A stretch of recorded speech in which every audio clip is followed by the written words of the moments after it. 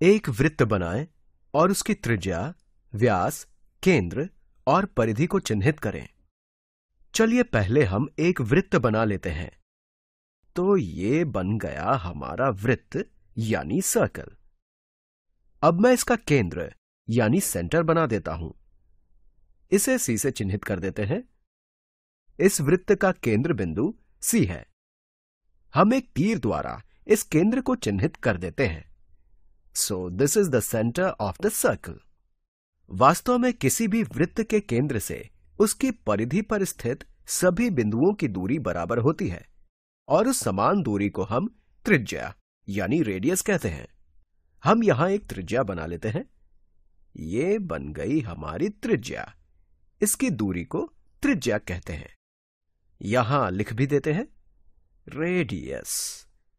तो ये दूरी भी त्रिज्या होगी और ये दूरी भी त्रिज्या होगी। तो ये सभी दूरी ही त्रिज्या होंगी। All of these will be radius. अब व्यास यानी डायमीटर वृत्त के एक भाग से दूसरे भाग को जोड़ने वाली उस सीधी रेखा की लंबाई होती है जो वृत्त के केंद्र से होकर जाती है। मतलब अगर दो त्रिज्या को आमने सामने रखें तो वे मिलकर व्यास के बराबर हो जाएंगी। उदाहरण के लिए ये व्यास हो जाएगा। ये एक त्रिज्या है और इसके आगे ये एक और त्रिज्या है। एक ही रेखा में दो त्रिज्या हैं जो वृत्त के एक भाग से दूसरे भाग को मिलाती हैं और वृत्त के केंद्र से होकर जाती हैं। तो हम कह सकते हैं कि ये एक व्यास यानी डायामीटर है। इसे भी यहां लिख देता हूं डायामीटर। हम एक व्यास ऐसे भी बना सकते हैं और इन दोनों व्यास की लंबाई हमेशा बराबर ही होगी।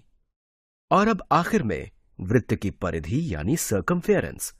वास्तव में परिधि वो दूरी होती है जो वृत्त का पूरा एक चक्कर लगाने के लिए तय करनी पड़ती है।